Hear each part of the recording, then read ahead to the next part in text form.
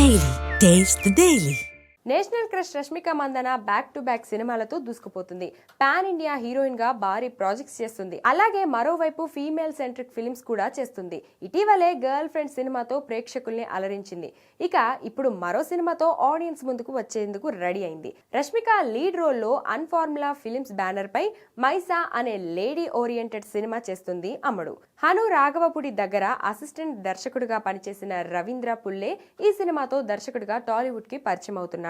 Pan India స్థాయిలో భారీ budget తో రాబోతున్న ఈ సినిమా గ్లిమ్స్ ను తాజాగా రిలీజ్ చేశారు మేకర్స్. ఇక గ్లిమ్స్ చూస్తే మాత్రం రష్మిక రక్తపాతం అనేలా ఉంది.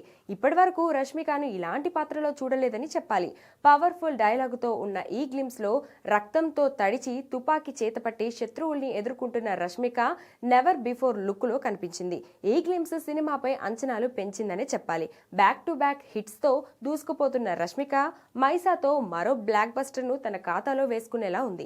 ఇక మరోవైపు రౌడీ హీరో విజయ్ దేవరకొండతో రష్మిక ఎంగేజ్మెంట్ చేసుకున్నట్లుగా ప్రచారంలో ఉంది.